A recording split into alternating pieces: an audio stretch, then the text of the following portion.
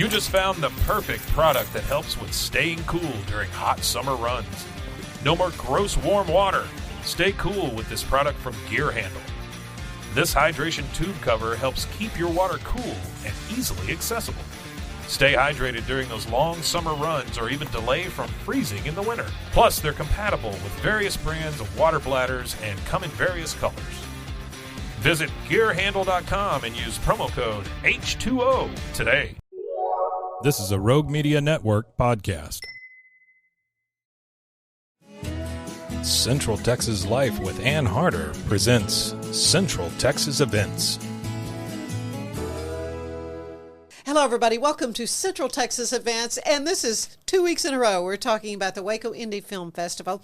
Got Samuel Thomas with us, who is the artistic director.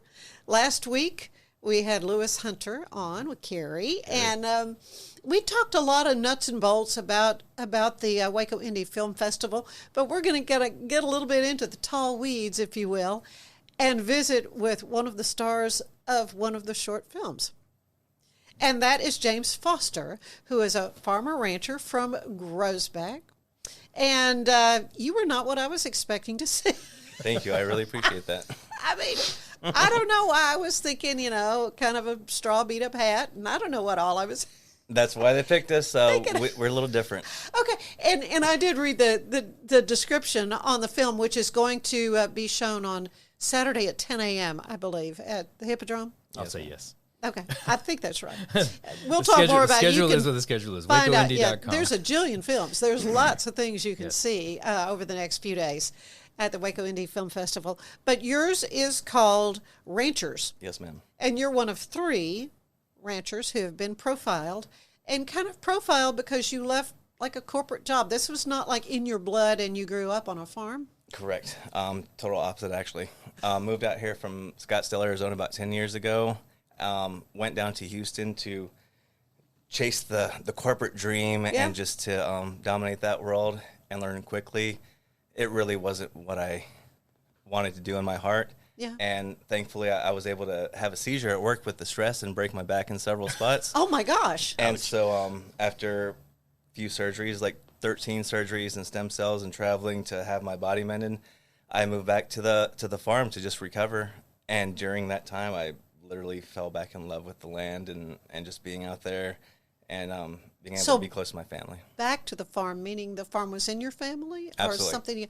Okay, so tell me about it was actually a crazy thing where my folks wanted to have a farm their whole life. My dad did. He grew up on a farm. My mother grew up on a farm. Right. But he worked with the same company for 50-plus years. And sadly, right when he retired, he got the farm, and then Alzheimer's kind of took over our lives for the past 6 years. Yeah. And so he unfortunately passed away in September. And so I've just really been trying to maintain the family name and carry on the farm's name in my parents' honor because what they are is pretty special. Well, I'm fascinated. I did not grow up on a farm, but I love watching documentaries about farm life. I know. I'm strange. It's much easier that way, trust me. Even, the birthing the calves and all that kind of stuff. So did you learn? Did you take classes, go to A&M, or anything to kind of immerse yourself into? There's a lot to know about.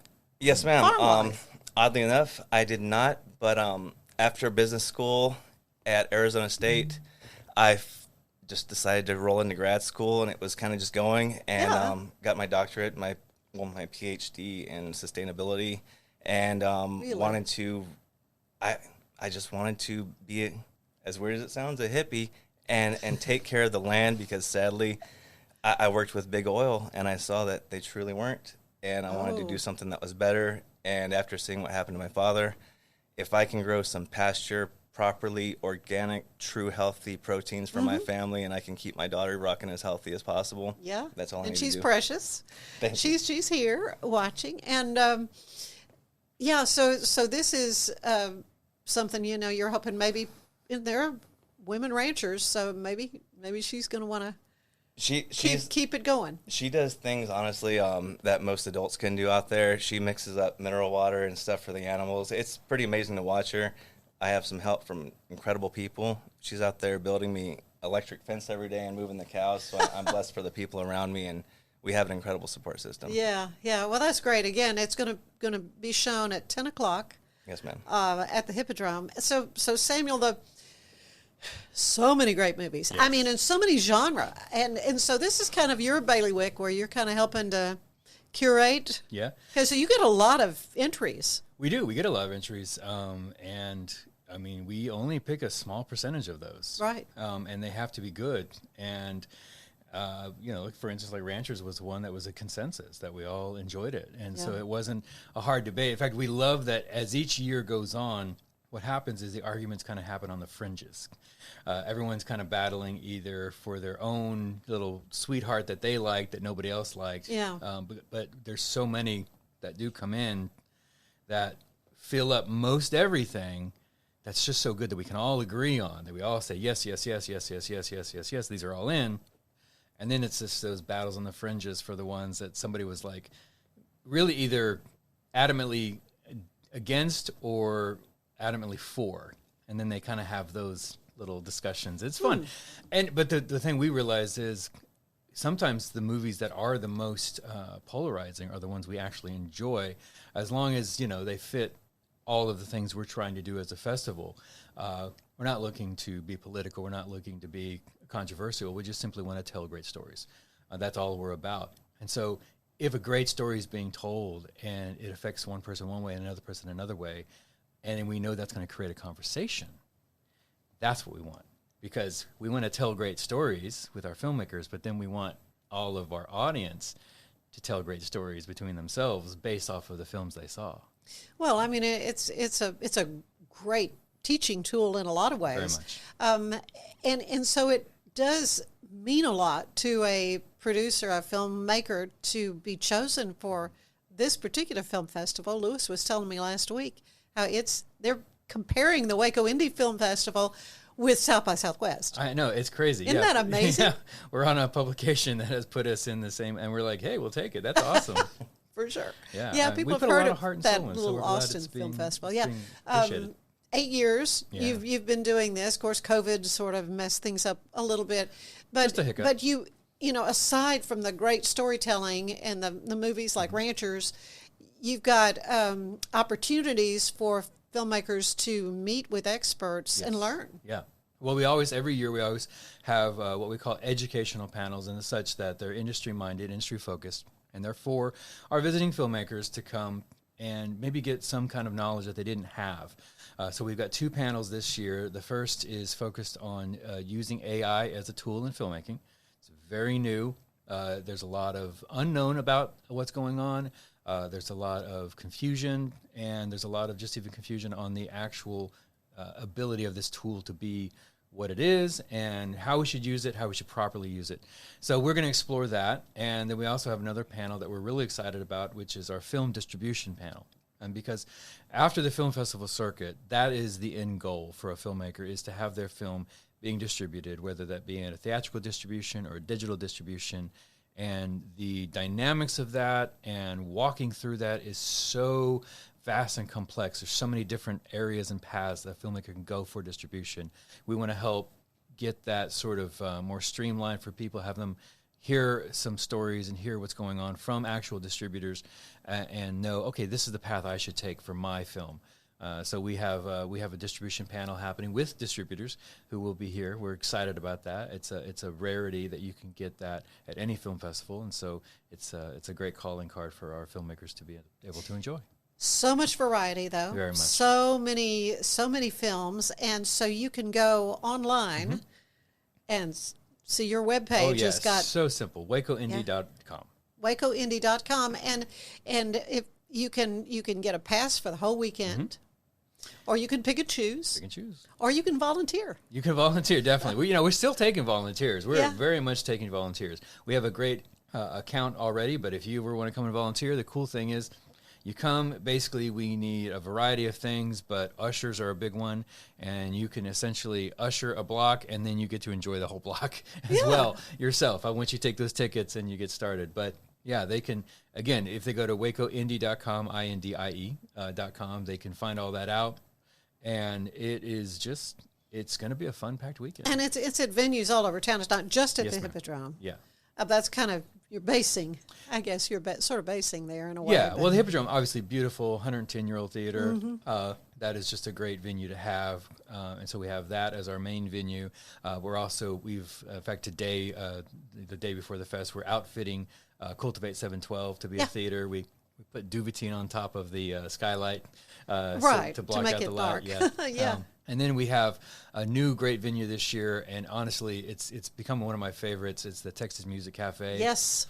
It's already a great music venue, but we're putting a screen up, Uh-huh. and just the guys over there are amazing, and that looks like a really cool spot. So we're going to show some films there and have a lot of fun too. Yeah. You've got children's friendly. Yeah, which I believe the blocks? Ranchers is in our family matinee Yeah, blog. The 10. yeah. I could be wrong about that. Check wacoindie.com to check my facts. But yes, we have a great family block. That actually is a $5 block. Okay. Most of our blocks are $10, but we want to make sure that family friendly and also the pocketbook as well as what's on screen. And so that's a $5 block. And you mentioned like if the VIP passes to the single tickets. Sometimes that feels like, oh, that's a big difference between, I don't know, do I want to get how many tickets or whatever. We offer a great deal called a six-pack, ticket six-pack, which it's basically 6 tickets that you can use in any fashion you want. It could be you going to 6 blocks, or it could be 6 of you going to 1 block, or it could be a date night where you go to 3 blocks with your special other, and it's just however you want to use it. So we have those kind of setups: a single ticket purchase, a 6-pack, and then of course you can go whole hog with the VIP, which again is all the film blocks plus free access to our online digital encore for any films you might have missed, plus the parties. Every night we have parties. We have, of course, the red carpet party on Thursday. We have the after party. We have the game night party on Friday. We have our closing night party on Saturday. And then, of course, we have our awards brunch, which our VIP passes are more than welcome to join as well. They get access to that, plus the educational panels. Like you pay $150 and you get it all. Oh, what a great way to spend $150. It is. And it's hot, so you might as well enjoy Get the air into the cool. conditioning. Yeah, all of our venues are But crispy. James, I want to ask you quickly, what was the experience like? I mean, you had a camera crew trailing you around for how long? Yes, ma'am. It's been several weeks. I was going to but say it's been a while since they did it, but Yes, ma'am. But for the actual short film itself, we'd probably say what was condensed into, 3 weeks maybe of filming. But we're working on some other stuff that's kind of exciting. This is going to be more of a long-term project. And so it'll be interesting to see the 5-year plan as far as kind of incorporating it into this initial short film and then determining how the series is going to tie into that and streaming options and stuff. So just keeping an eye out. It's really I think fun. it's a great way to educate people. Again, talk about education, to let people know, what's involved with getting that steak on your table, Yeah. I grew up on a farm too. Did you? Really? Not a ranch, but yeah, a little 4-acre chicken farm. My best friend had a 660-acre ranch. I grew up in the hill country. It's in my heart. Awesome. Oh, Yeah. wow. I love that. This guy's got me so fired up. I'm thinking about volunteering right now. You should. This would be awesome. Well, I'm planning to be there at 10 o'clock on Saturday. I want to see your film. I just want to. I love document. I presume it's kind of done in a documentary style. I'm just assuming. Yes, ma'am. Fly on the wall type style. Right, and then there are a couple of other ranches that they go to Nacogdoches and Page. Yes, and ma'am. where is Page? I don't even know where Page is. I believe and it's then somewhere Gross out west. It's yours. Somewhere out And I believe one of those ranchers is also a female rancher too. So Well, here we go. She is, and she's incredible. Yeah. She rocks it and rolls it, so it's awesome. So All you three of have us our seen it? things. Have you seen the film? We've got maybe seen a couple parts of it. Okay, some clips. All right. you get to see the whole thing. Exactly. Very excited. Well, it's great, and I can't. We've been talking about this a while with the Waco Indie Film Festival, formerly Heart of Texas. See, that's one of the reasons why we changed the name. Deep in the Heart was Deep the in the heart. former See, I name. know. Exactly. Exactly. You Not say a it wrong. problem. Waco Indie, much easier, Yes. and I see the little signs all over town. Yeah. Done a great job promoting it, and going to be a great turnout. I know a lot of wonderful creative work by filmmakers going to be on display in Waco, Texas.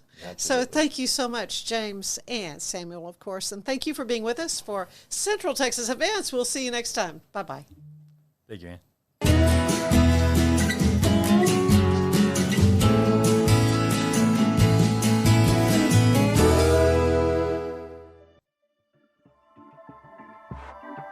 This has been a Rogue Media Network production.